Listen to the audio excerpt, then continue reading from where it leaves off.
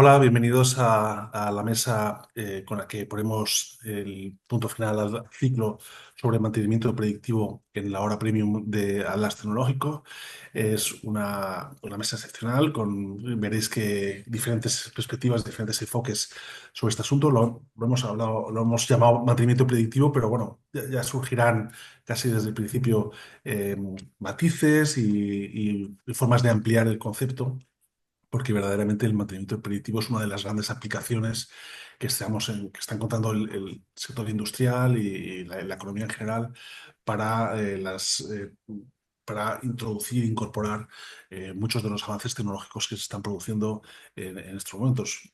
Cuando hablamos bueno, pues de lo que está ahora más en boga, la inteligencia artificial generativa, los agentes de inteligencia artificial, pero también cuando hablamos de la robótica o cuando hablamos de cualquier integración de gemelos digitales vivos, siempre una de las grandes aplicaciones, uno de los grandes eh, casos de uso que se comenta y que se visualizan inmediatamente es el del mantenimiento, el de racionalizar estos momentos en los que tenemos que anticipar posibles fallos, en los que tenemos que hacer que sea todo, que el mundo físico se desarrolle a la velocidad y pueda trabajar y operar a la velocidad a la que lo puede hacer el mundo digital. Como en todas las sesiones de la hora premium, voy a comenzar con una presentación y los participantes que son Beltrán Vázquez, cofundador y CEO de Synect, Borja López, que es Head Officer, ahora nos explicará el hecho en el ámbito de Airbus, qué significa, de Industrial Maintenance en Airbus, Javier García, que es responsable del Departamento de Analítica de Datos para Entornos Productivos en X Data Solutions, y Javier Riva, cofundador y Sales Manager en Innovai, colaborador de Atlas Tecnológico. Bueno, esta sesión se enmarca dentro del calendario de sesiones de la hora premium. Estamos ya en la cuarta edición. Directivos que dais clave a directivos y eso tiene un valor que consideramos que es excepcional siempre, ¿no? Siempre digo que un gurú se puede equivocar. Bueno, cuando acabe esta sesión de este ciclo, habrá una de las sesiones interciclos que hemos programado, que es la de la Revolución Z, Jóvenes Hablando de la Innovación, con Luis Antonio Martín Nuez. Y luego comenzará pues, un nuevo ciclo, que en este caso es el de la visión artificial. Es uno de los asuntos que más aparecen en los proyectos que estamos desarrollando diariamente en Alas Tecnológicas. Estos son los componentes de la mesa redonda y que ya os comentaba antes los cargos. Dejo de compartir y les invito a todos ellos bueno, pues a activar sus cámaras y sus micrófonos. Bueno, pues muchas gracias a todos, Beltrán, Xavi, Borja. Borja además está haciendo un esfuerzo fantástico, pues está conectándose desde Estados Unidos bueno, a todos ellos grandes especialistas en este ámbito. Y lo primero que os quería pedir era que de alguna forma, ya que la sesión tiene este título de diferentes perspectivas de mantenimiento predictivo, cada uno expongáis cuáles son cuál es la perspectiva desde la que abordáis este asunto. Por ejemplo, Xavier Riva. Pues nada, lo primero es, oye, gracias a todos los asistentes, gracias a Atlas, como siempre, pues, por este tipo de iniciativas, ¿no? Y nada, un placer compartir aquí este rato con expertos como Beltrán, Borja, Javier cuando se una y obviamente contigo, Eugenio. A ver, desde Innovae, la parte más que atañe a la parte del mantenimiento, seguramente es la que seguramente es la parte más previa al predictivo, porque cuando al final para poder montar un predictivo, para poder predecir, digamos que necesitas una base, ¿no? Una base de conocimiento, unos datos previos que alimenten todas estas dinámicas para poder predecir, ¿no? Entonces nosotros desde nuestro punto de vista, donde ayudamos muchísimo es en el guiado de un operario, en la ejecución, pero no solamente en la ejecución de un proceso que te ayude a alimentar, que te ayude a resolver y que en base a esa resolución o ejecución de un mantenimiento tomes datos para luego alimentar el predictivo. Es decir, nuestra base tecnológica ayuda al operario en planta a ejecutar un proceso Obviamente, en este caso hablamos de mantenimientos, pero pueden ser otro tipo, ¿no? Pero en el entorno de mantenimiento, cuando el operario va ejecutando, va siendo guiado, también recoge datos de esa ejecución digitalizada. Con lo cual, si ahí es donde nosotros intercedimos más, en ayudar a nuestros clientes en el guiado efectivo. Cuando digo efectivo es, oye, ya no es una hoja, típica hoja de estándar de trabajo, sino, oye, un paso a paso real. Paso uno, paso dos, paso tres, que no se equivoquen, que sea fácil, eficiente y que eso nos retorne datos. Porque para nosotros ahí está la clave, en que sin ningún tipo de esfuerzo recojamos datos para luego alimentar este predictivo. O sea, Qué importante es esa fase que tú llamas previa, pero ahora ya no hay ni antes ni después, digamos, todo forma parte de lo mismo. ya, ya, ya, ya. Borja, ¿desde qué perspectiva abordáis vosotros este tema? Buenos días, buenas tardes allí en España. Nada, muchas gracias a Atlas Tecnológico, Eugenio, por la invitación, a los compañeros que están participando en el debate. Bueno, yo soy responsable de mantenimiento, HOG2. Entonces, la evolución del mantenimiento tiende a monitorizar condición, tiende a mantenimiento basado en condición, que esa monitorización nos diga algo y actuemos cuando tengamos algún tipo de trigger. Y el siguiente paso es la predicción, es decir, el anticipar el fallo. Nosotros en Airbus, en muchas de nuestras plantas, tenemos maquinaria de alta tecnología y la tendencia nos lleva a implantar soluciones de mantenimiento predictivo. Con lo cual, la perspectiva con la que abordamos esto es usuario de este tipo de soluciones, desarrolladores de este tipo de soluciones y bueno, pues estamos en el end-to-end de lo que es el mantenimiento predictivo y el día a día, una cosa importante que quería decir, que no se me olvide, que el mantenimiento predictivo, aparte del factor tecnológico, tiene algo importante y es que hay que crear procesos para que sea efectivo y sea eficaz. Entonces, en el día a día hay que seguir alimentando este predictivo con información, nutriendo a la gente, formando y bueno, end-to-end predictivo. Ahí estamos. Aumentando la tecnología con este tipo de visión, ¿no? Con esta capacidad de generar procesos. Beltrán, ¿cuál es tu perspectiva? Bueno, nada, ante todo saludaros y agradeceros la oportunidad y bueno, a ver, por añadir un poco a lo que han comentado los compañeros, que yo creo que han dado en el clavo, desde nuestro punto de vista lo que es especialmente importante añadir aquí es la calidad del dato, ¿vale? Frente a otras aplicaciones basadas en datos, el mantenimiento al final está buscando sucesos anómalos que no se están dando todo el tiempo. Entonces, que toda esa recogida de datos, que puede venir de distintas fuentes, sea fiable y sea representativa de lo que se quiere modelar es muy importante. Porque si no, luego todo lo que vayas a modelar o a sacar de conclusiones, pues no va a ser útil. Y esto conecta con otras tendencias bueno, todo el tema de la simulación gemelo digital creo que tiene un protagonismo muy importante en esa calidad de datos, ¿no? En generar la información necesaria para cazar el problema a tiempo. Estupendo. Pues, Borja, Beltrán, perdón, me quedo contigo. Porque ahora que yo no me resistía, aunque vamos a centrar la conversación en cuestiones genéricas, en plantear algunos temas relacionados con las empresas que estáis aquí presentes, ¿no? Y en el caso de Synec, por ejemplo, estáis en el centro de un proceso que es clave ahora mismo en esta ola de modernización a la que ya estamos abocados y ya de alguna forma el tejido productivo se ha dado cuenta de que no puede seguir dilatando, digamos, esta transformación, esta modernización, ¿no? Que es precisamente lo comentas, la captura de datos, ¿no? Cuando nos encontramos con empresas que tienen un legacy muy fuerte de maquinaria, incluso que tiene décadas, ¿no? Y, digamos, ¿cuál está siendo ahora el desafío en este ámbito? Bueno, y precisamente quizá por ser maquinaria más antigua, como que es más relevante, ¿no? El evitar un problema que te implique una evolución grande. Nosotros lo que apostamos ahí es por intentar nunca, no rehacer la rueda y no reinvertir más allá de lo necesario. Es decir, esa maquinaria antigua también se le puede dotar de conectividad y se puede recoger datos y a lo mejor no es necesario hacer una evolución de maquinaria solo porque quieres implantar mecanismos de mantenimiento predictivo. Es decir, puede convivir tecnología puntera y nueva con tecnología antigua y sumar, digamos, capas de funcionalidad. Entonces, ese es el punto en el que queremos o enfocamos el discurso, pues también por reducir las barreras de entrada, ¿no? Y que el cliente no vea esto como algo que puede ser muy costoso, puede llevar mucho tiempo. No es necesario siempre. Qué importante todo esto.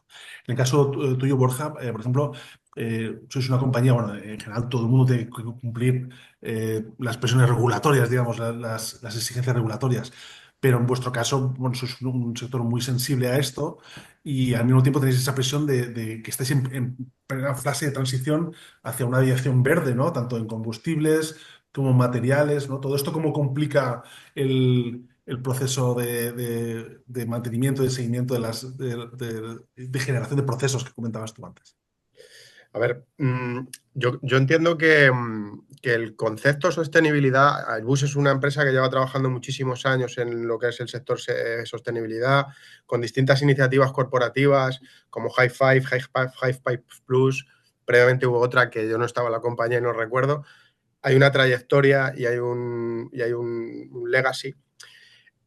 Curiosamente, en estas transiciones hemos instrumentado procesos y hemos monitorizado consumos energéticos en procesos clave que curiosamente nos han ayudado en algunos casos a desplegar soluciones que nos han ayudado a hacer mantenimiento.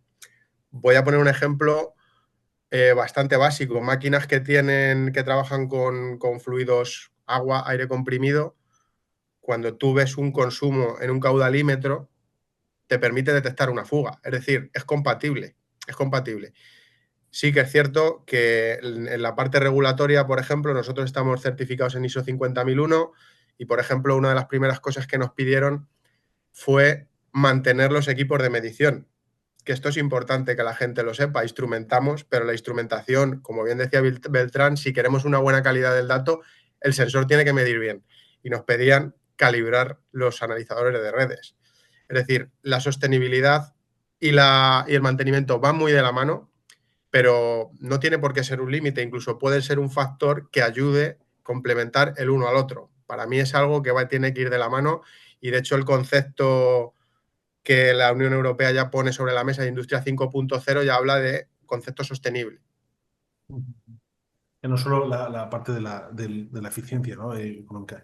Y ahí, Xavier, vosotros es que estáis justo en un punto que yo creo que necesita mucha explicación, ¿no? Los clientes, es decir, estáis en esta revolución de las tecnologías inmersivas, ¿no? Se habla mucho del gemelo digital vivo y entonces al final, eso al final hay que entender bien la necesidad, lo que aporta. En el caso vuestro, Sí, un poco, en esa competencia en la que estáis vosotros, ¿no? Que os obliga a posicionaros y a explicar bien qué hay es de utilidad y de... es un reto real, porque al final, claro, lo que nos pasa muchas veces a nosotros, o cuando a mí me llaman para ir a una empresa, a mí o cualquier otro comercial de Innovae, es que pasa que al final, como tú decías, ¿no? Esto hace falta como explicarlo muy bien, todo esto de la inmersión, de la realidad mixta, del apoyo al operario, yo una de las cosas principales que hablo con los posibles clientes o incluso con los clientes es que muchas veces no tenemos que dejarnos asustar por la tecnología. La tecnología muchas veces provoca, o sea, me ha pasado algunas veces cuando llego a casa de un cliente, ven una fotografía de un operario con una gafa de realidad mixta, por ejemplo, y esto lo ven como muy lejano, ¿no? Entonces, sí es verdad que las tecnologías están en un punto de madurez para hacer, depende de qué trabajos, depende de qué cosas, ¿no? Nosotros en Innovae lo que hacemos es buscar siempre cuál es el mejor dispositivo para hacer un trabajo. O sea, no siempre es una gafa, no siempre, o sea, a veces es un tablet, porque el dato está ahí y es más manipulable a la hora de trabajar para el operario. Entonces, a mí me gusta explicar que nosotros lo que intentamos buscar es, hablamos de soluciones disruptivas, pero no porque sean muy novedosas, muy ciencia ficción, como a veces puede parecer una gafa, sino que una disrupción puede ser trabajar con un móvil, porque ese operario siempre ha trabajado de memoria o de papel y nunca ha trabajado con un tablet. Entonces, para él, una disrupción ya es trabajar con un tablet y acceder a un proceso basado en datos que le hemos lanzado, que hemos estandarizado, pero que de momento el primer paso para mejorar esa ejecución es que trabaje con un tablet. Luego ya vendremos a la inmersión, ya iremos a la realidad mixta, ya iremos a un dispositivo que nos provoque este tiempo real, meter más información, el alimentar un gemelo digital que tú hablabas, ¿no? Pero Pero sí es verdad que hace falta esta parte muy, muy de evangelización, de oye, que tampoco hace falta ir al extremo de tecnológico. Las tecnologías nos permiten hoy en día eh, replicar virtualmente una planta, un activo, un avión, y ver datos en tiempo real para hacer predicción, para hacer monitorización. Pero también es verdad que nos pasa que en esta procedimentación, este apoyo al operario, hay que tomar la temperatura, cuál es la realidad de ese operario. O sea, si entramos directamente con gafas a alguien que está acostumbrado a trabajar con papel, es posible que creemos ahí un stop. Ujú. Bueno, ahora iniciamos un poco temas que yo iré planteando y lo vamos comentando. Vamos a intentar dejar unos 10 minutos al final para preguntas y comentarios de los participantes, que siempre pues, suele reunirse gente de mucho nivel, con lo cual contribuye a enriquecer todavía más la conversación, ¿no? A mí me gusta mucho esta visión que sobre todo se está proyectando en los últimos años al referirse al mantenimiento predictivo, esa visión estratégica, ¿no? De una forma que implica la colaboración de todos los departamentos de las compañías, ¿no? De forma que entiendan que cualquier tarea puede puede aportar información útil para que el proceso, para que pues sea más eficiente no tenga fallos, ¿no? De forma, este tema de cualquier parte de la empresa se sienta implicada en que todo funcione bien. Borja, ¿esto cómo lo tenéis vosotros con la cantidad de departamentos que se mueven en una gran compañía con nosotros? No es sencillo de gestionar, sí que es cierto que es un ideal. Es decir, y de hecho para mí el ideal, yéndome un poco al concepto máquina, el ideal o al concepto proceso, porque al final una máquina no deja de ser un, un- un activo que lleva a cabo un proceso de forma automática. Para mí el ideal, y de hecho los estándares de arquitectura de comunicación hablan siempre de generar una capa de datos, hacer una extracción de datos, generar una capa de datos, un data lake, y que luego las capas de aplicación, las distintas capas de aplicación ataquen ese data lake, ¿no? Eso sería el ideal. Al menos en nuestra experiencia chocamos muchas veces en que cada uno queremos un dato y lo sacamos por una vía. Para mí eso es un grave error. Para mí el concepto Lo comentamos. que marcan los estándares, si hiciéramos bien el trabajo desde el inicio y dijéramos, bueno, vamos, como decía Xavi, vamos a virtualizar un activo, ¿vale? ¿Qué quiere usted? ¿Qué quiere usted? ¿Qué quiere usted? ¿Qué quiere usted, señor de proceso? ¿Qué quiere usted, señor de mantenimiento? ¿Qué quiere usted, señor de control de producción? ¿Qué sé yo?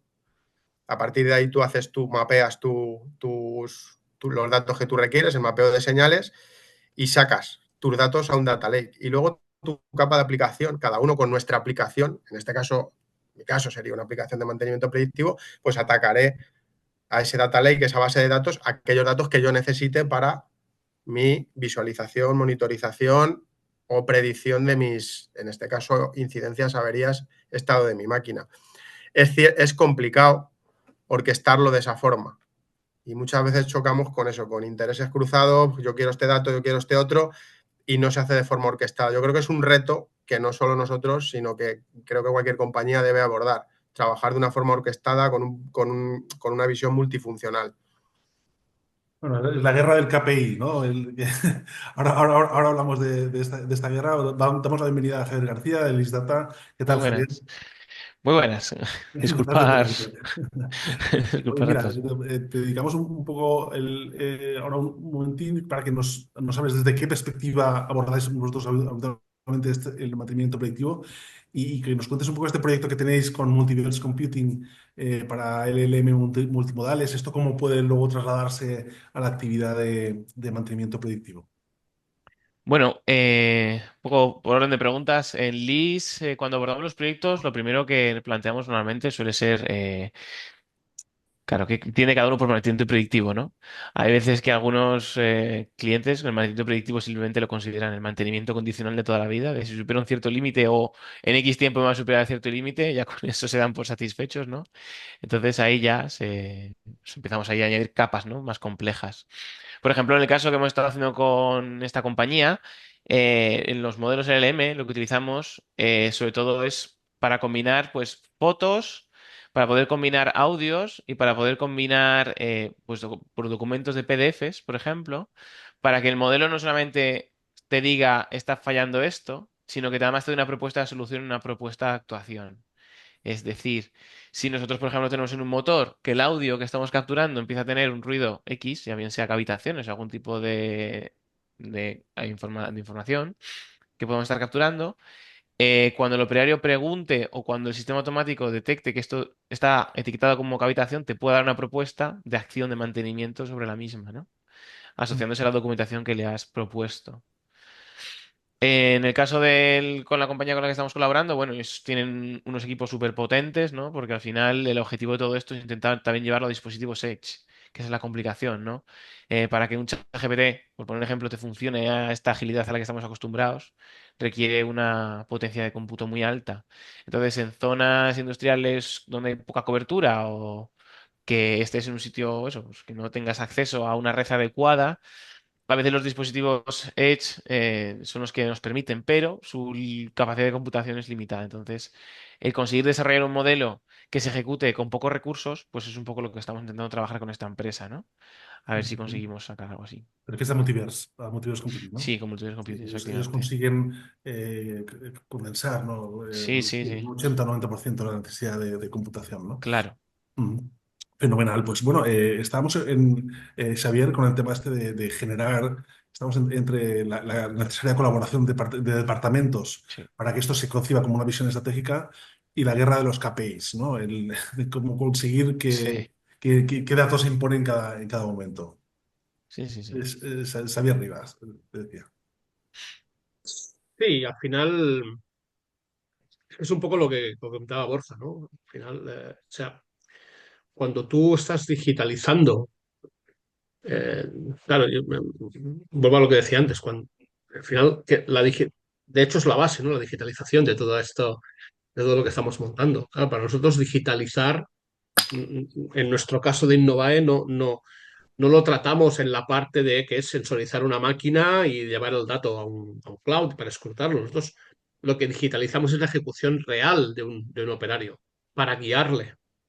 Lo que hacemos es estandarizar los procesos para poder fasear tarea a tarea la ejecución. Pero la ejecución que puede ser de un mantenimiento, que decías tú antes, Eugenio, no es solamente el mantenimiento, cambios de formato, montajes, cambios de pieza, o sea, cualquier tarea industrial es faseable, ¿no? Cualquier proceso entonces es faseable. Entonces de ahí siempre se pueden sacar datos.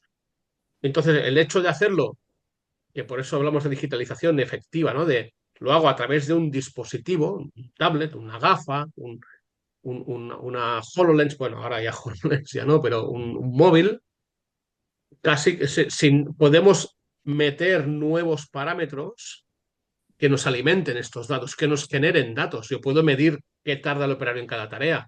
Le puedo medir que al hacer un cambio me haga una fotografía cuando ha acabado y eso se queda. Porque a lo mejor esa fotografía ya no solo me va a alimentar, sino que la voy a tener disponible cuando haga una auditoría. O sea, el ejecutarlo a través de un dispositivo, obligarle a ir paso a paso, ya no es solamente que estandarice, que todo el mundo lo va a hacer igual, sino que me proporciona todos este, este, estos datos que luego nos mejoran el predictivo, ¿no?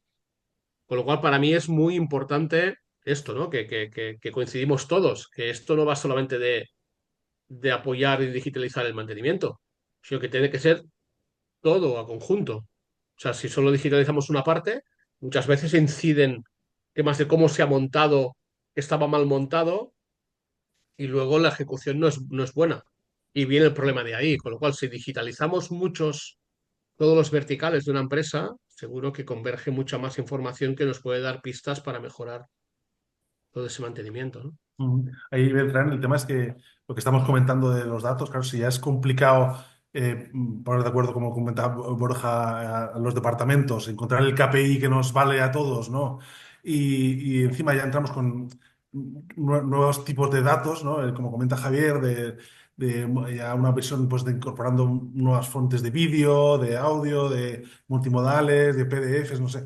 Quiero decir que también las empresas a veces pueden quedarse también, llevarse esta impresión de que esto no tiene nunca fin, ¿no? Que nunca vamos a acabar de captar datos suficientes, ¿no? Para dónde está un poco el límite de la captación de los datos, ¿no? No, y es una impresión correcta, es que no, ¿dónde pones el límite o dónde va a estar el límite mañana? No, no lo sabes. De hecho, con los ejemplos que han citado los compañeros, es que se ve claro que el mantenimiento predictivo tiene una sinergia clara con otras mejoras. Entonces, ¿cómo estandarizas eso? No, no puedes definir una hoja de ruta ahora que vaya a ser inmutable mañana. Entonces, yo creo que aquí la palabra clave es la interoperabilidad, ¿no? Es vale, tú digitalizas ahora o aplicas una solución, pero eso tiene que poder trabajar con lo que había antes, con lo que hay ahora y con lo que venga mañana. Porque si no, le estamos trasladando el mensaje a los clientes de que es una revolución continua y no es una evolución progresiva y así hay que entenderlo. En nuestro caso, cuando se nos da esta circunstancia, que se nos da bastante, ¿no? Que al final el mantenimiento predictivo abarca infinito, eh, al final metimos un montón de tiempo en reunirnos con los clientes y decir, vale, hay que conseguir abordar esto, el qué, el cómo y para qué. Si no somos capaces de decir un qué queremos, cómo lo vamos a obtener y para qué lo vamos a obtener, sí que es cierto que los proyectos tienden a infinito, ¿no? Porque el qué queremos, imaginemos, detectar fallos muy concretos en la bomba.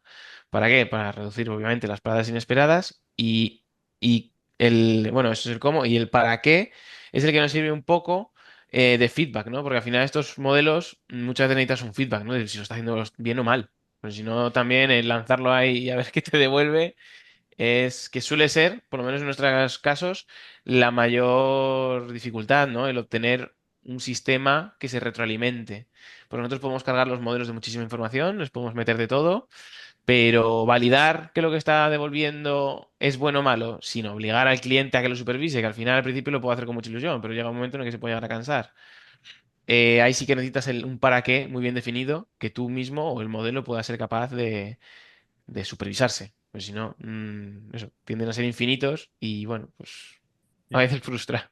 Hay que Sí que es encontrar, cierto. ¿no? Sí, sí, encontrar un Las límite. guías válidas. Y ahí, esto, ¿qué recomendación hacéis? Tú has comentado, Javier, el tema de preguntarse el por qué, el cómo, ¿no? ¿Y para qué? Sí. Pero, digamos, esta gobernanza de los datos, ¿cuál es vuestra experiencia para, además, abordando tantos aspectos que son complementarios, ¿no? En los cuatro, en esta visión completa de lo que es el mantenimiento predictivo? ¿Cuál sería, para esa gobernanza de los datos, cuál creéis que sería la solución adecuada? Que quede claro, por ejemplo, quién lidera en cada caso, o esto cómo se hace.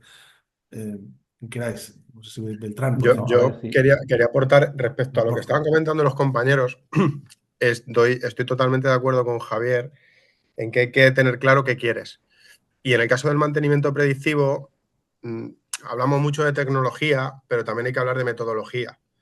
Y la ingeniería de confiabilidad te ayuda a definir qué modos de fallo tiene tu activo, etcétera, etcétera, etcétera.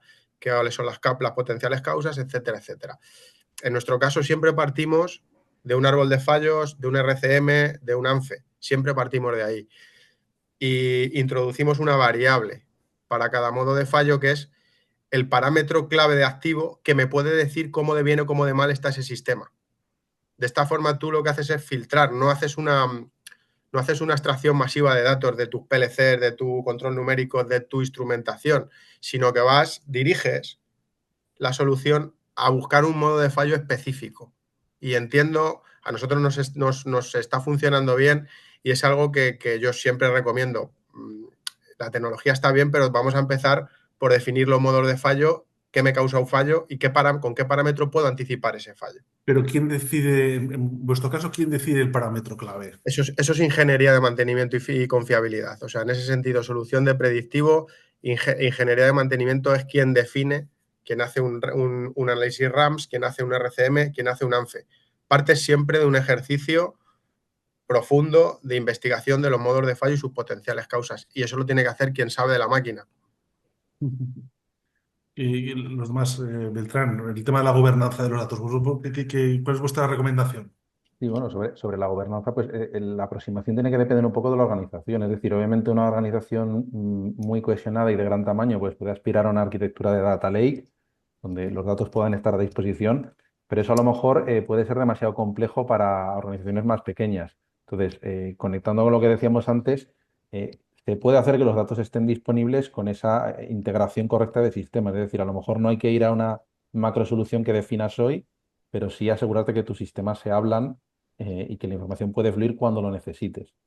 Y eso, pues luego te llevará a ir escalando la solución conforme a las necesidades. Y Xavier, vosotros a la hora de definir, Xavier Riva, a la hora de definir estas experiencias inmersivas, ¿no? Claro, hay que establecer prioridades, marcar claro qué es lo que queremos Sí, formar, ¿no? En qué queremos formar o qué queremos identificar, ¿no?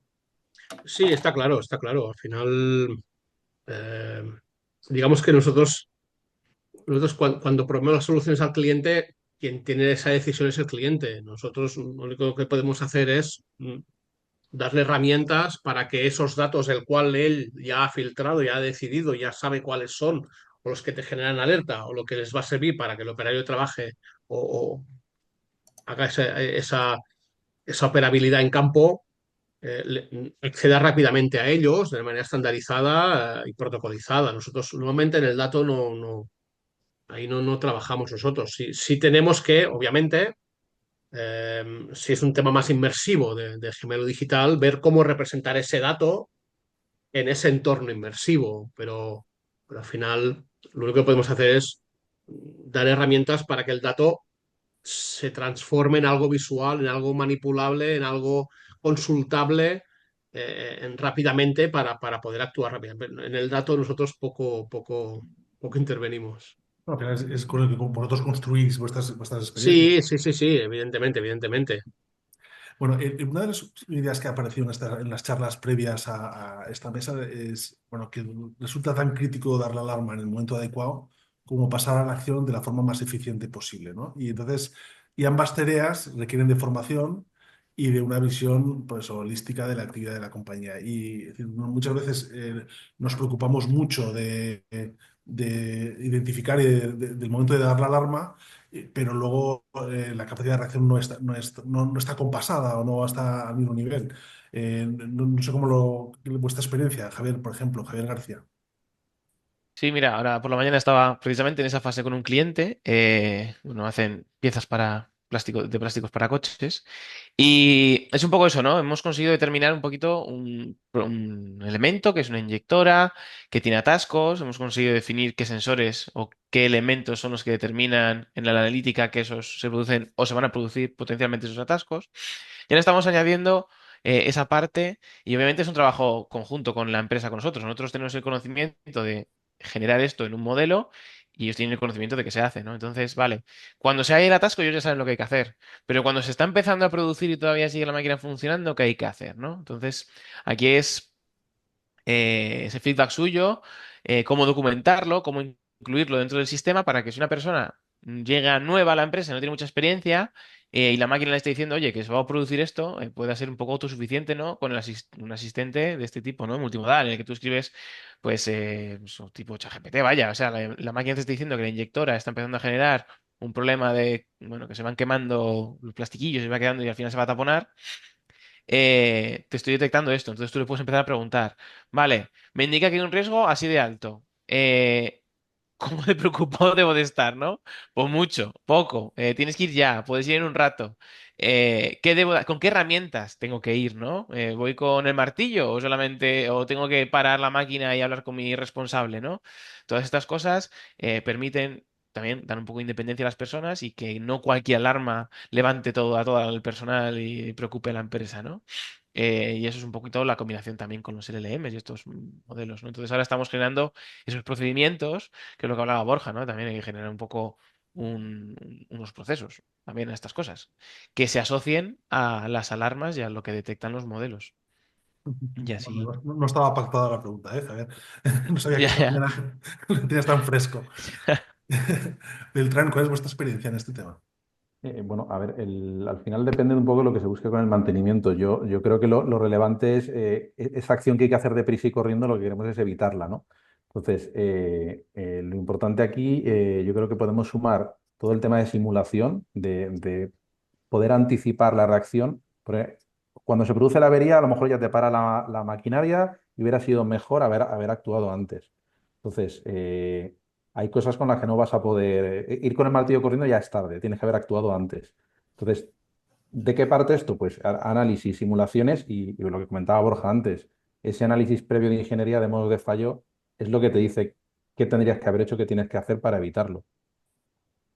Ahí vosotros, Javier, Xavier Riva, en el tema de la formación a los trabajadores, ahí sois clave, ¿no? En el tema de preparar para la acción, ¿no? Sí, sí, sí, porque al final, eso que decíamos, ¿no? Estas guías paso a paso, estas instrucciones casi para gente de hecho nos encontramos mucho. Oye, tengo talento nuevo que me acaba de entrar en la empresa y tengo que ser resolutivo, no puedo estar 4 meses formándoles, ¿no? Ahí es donde esa estandarización de este know-how que muchas veces tenemos repartido, ¿no? Lo que decía Borja, oye, hacer procesos, procedimentar, estandarizar y que esos procesos sean fiables.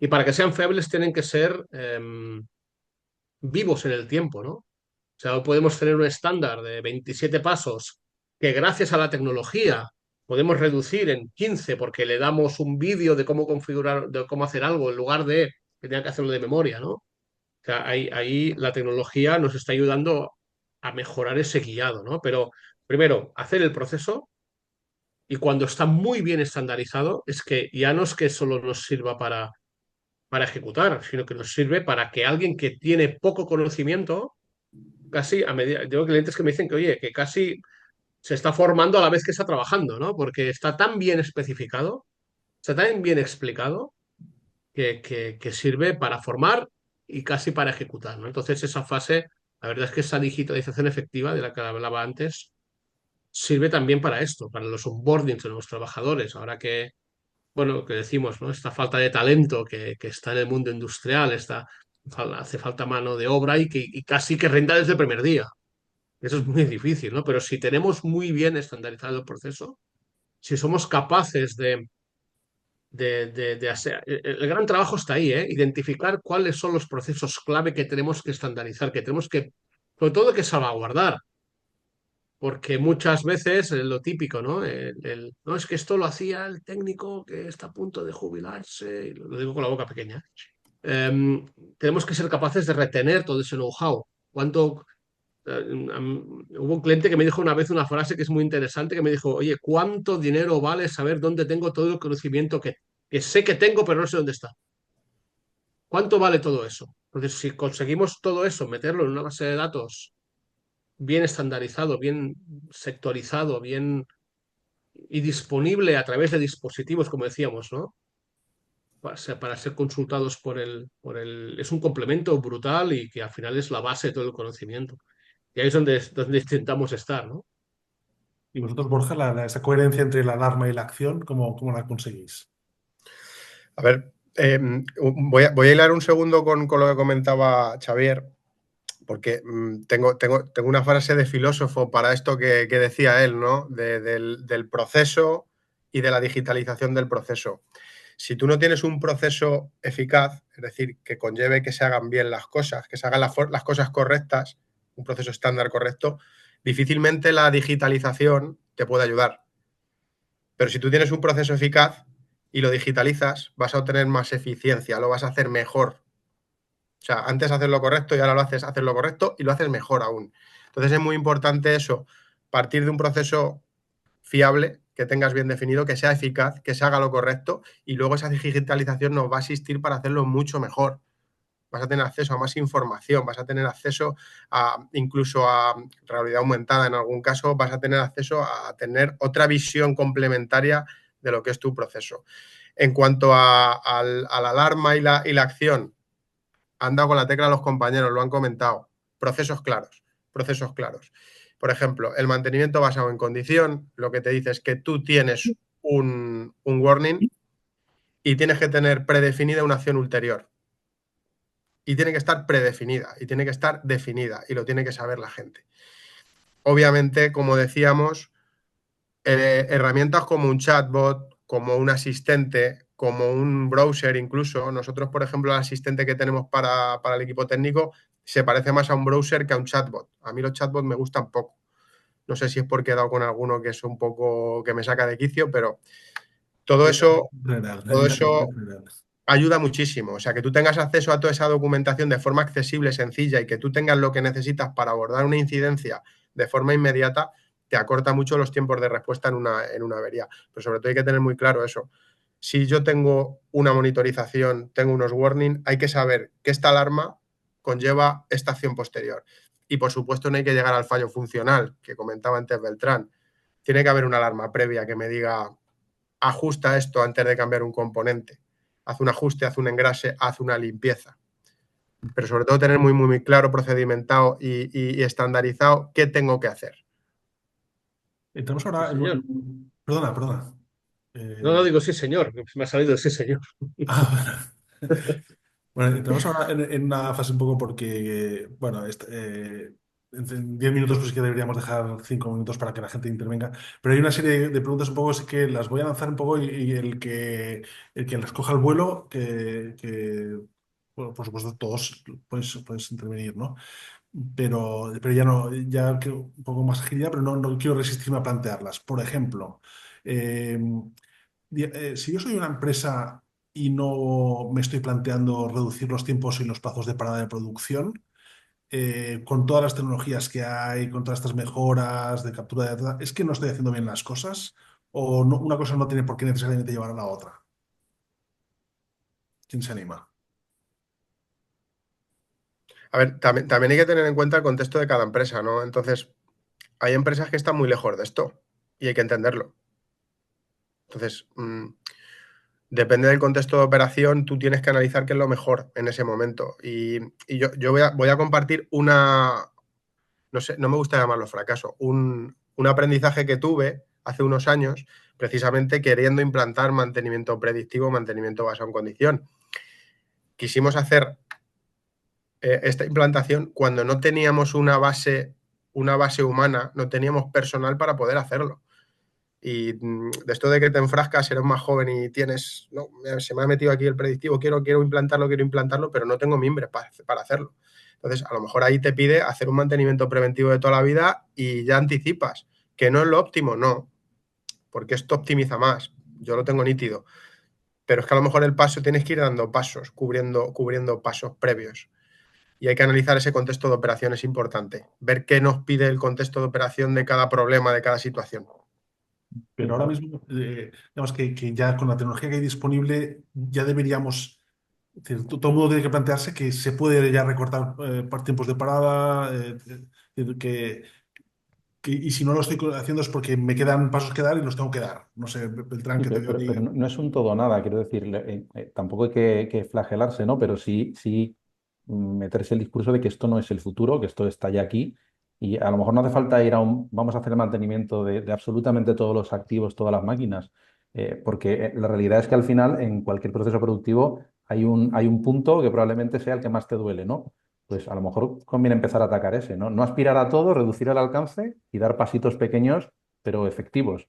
Igual dentro de 10 años ya tienes una estructura de mantenimiento súper establecida, cubres absolutamente todo, todos los planes de contingencia elaborados, pero no empieces por ahí, vamos a empezar por el primer paso, aquel que más duela o de los tres que más duelan, seguro que alguno se puede abordar con inversiones pequeñas. Tema de inteligencia artificial, que es inevitable.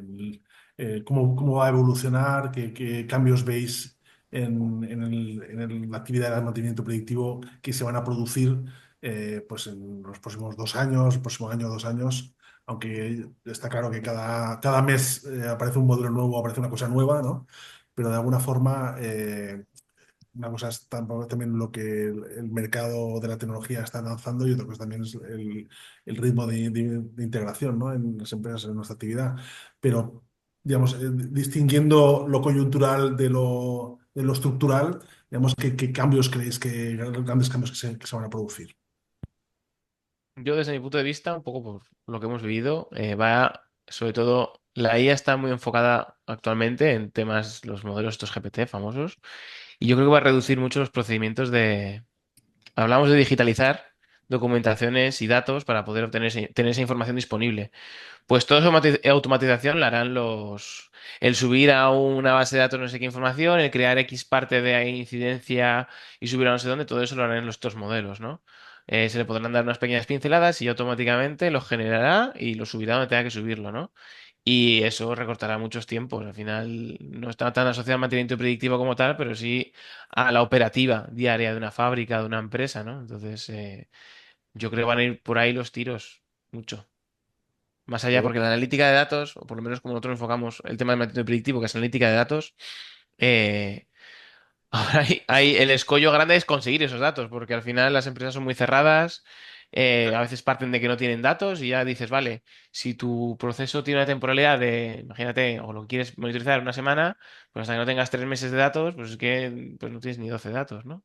Entonces, ese tipo de cosas tienen un escollo y yo a veces las analíticas que nos encontramos no son tan complejas, lo que requiere para lo que están buscando. Pues yo creo que igual el tema de a futuro, por donde se puede ir más la parte de I más D, va por ahí. Al final volvemos a la calidad del dato otra vez, ¿no? Al final es una idea central.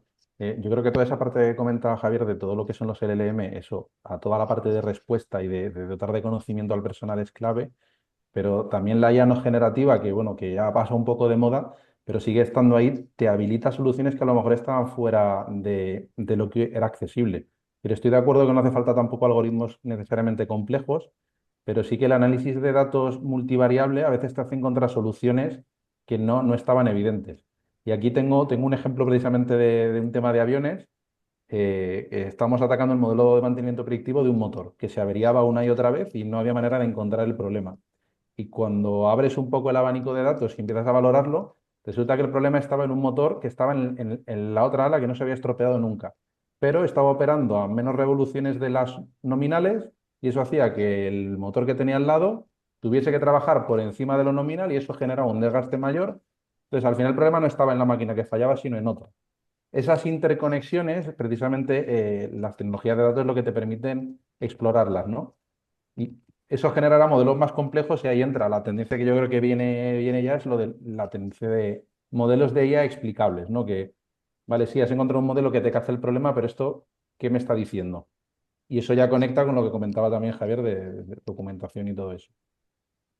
En ese sentido, es muy importante desde el concepto mantenimiento que el modelo, el algoritmo, haya una caracterización correcta del fallo. Para eso necesitas datos, como decía Beltrán, que ha dicho en varias ocasiones y con toda la razón del mundo hay que insistir en eso, tienes que tener datos fiables. Si tú tienes un modelo con datos no fiables, tu modelo no va a ser fiable. Eso es evidente. Y en ese sentido es muy importante hacer una buena caracterización del fallo. Para mí, donde yo veo mucho relativo al predictivo, donde sí que veo que puede haber un buen impacto, más que en los LLM, sí que veo la parte de lo que es visual, lo que es la parte de visión artificial.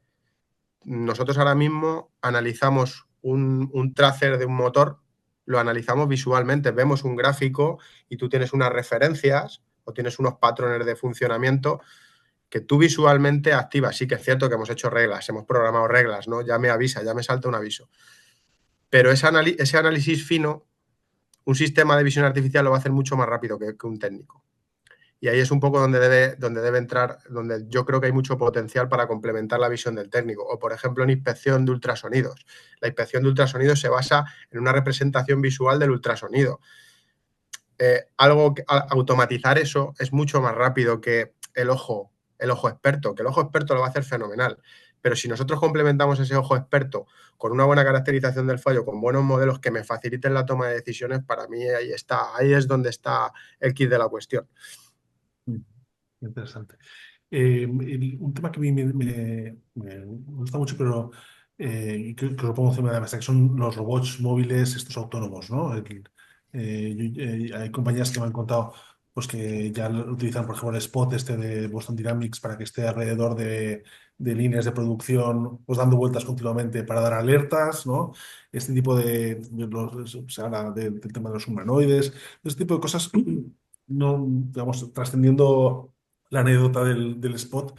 ¿Qué tal? ¿Cómo veis este tipo de nuevos dispositivos que puedan estar integrándose y que en la planta? ¿No? En muchas industrias esto lleva siendo una realidad mucho tiempo. El tema de los cobots o los AGV no es raro verlos ya en casi cualquier planta. Aquí la cuestión es cómo integrar esto en todas esas mejoras de procesos o de mantenimiento. Yo creo que aquí conectamos con otra tecnología que es clave, que era lo que comentamos antes de simulación o el gemelo digital que te permite hacer análisis de casos y simulación de escenarios. Porque al final, una máquina que es autónoma puede generar un montón de riesgos tanto de seguridad como de interferencia. Entonces, poder simular todo eso, evaluar el impacto que eso tiene en la producción antes de ponerlo en marcha, vamos, es un acelerador clave y sobre todo te evita riesgos. Yo tengo un punto de vista más pesimista con este tipo de robots, la verdad.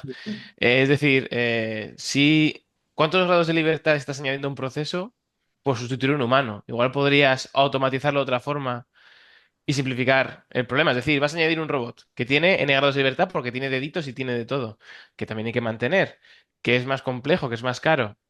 Quizás dando una vuelta al proceso puedes sustituir, que al final lo que se busca es sustituir a la persona, automatizarlo con una máquina que tenga menos grados de libertad y por lo tanto menos posibilidades de fallo, que también es lo que buscas.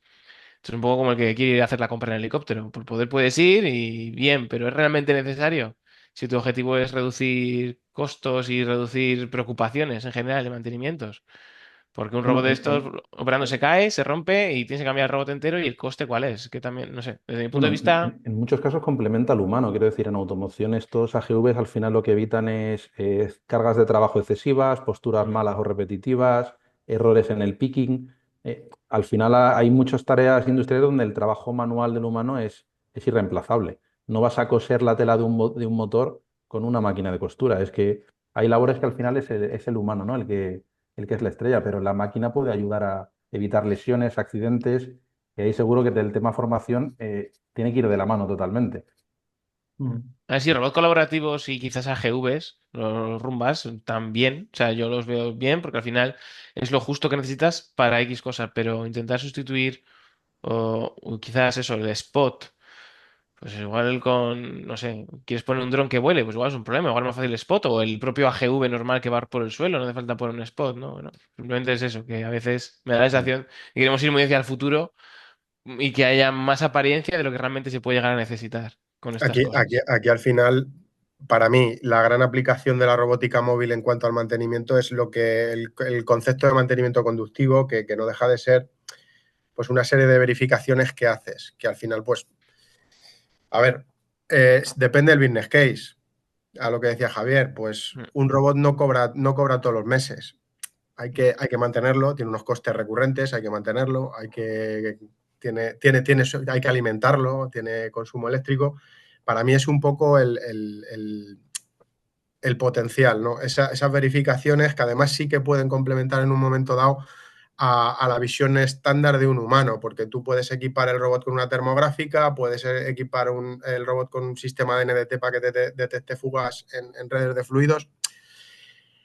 Para mí el paradigma está en lo que comentaba Beltrán, en cómo orquestar la interacción del ser humano en una planta con un robot. Cuando es una AGV, que la AGV tiene su camino estándar y mueve cargas de un sitio a otro, quizás es más... Pero cuando es un robot que se tiene que mover viendo armarios eléctricos, qué sé yo, redes de fluidos, que cruza más por los pasillos de tránsito habitual de las personas, es un poco donde está la madre del cordero, en mi opinión, que es esa interacción robot-humano. Un cobot al final está pensado para interaccionar con un humano, está en una célula con un ser humano al lado, le tocas y se para. Estos robots hay que ver cómo los hacemos interaccionar. Yo creo que hay que ver cómo los integramos, cómo los orquestamos en el día a día de una planta. Mm.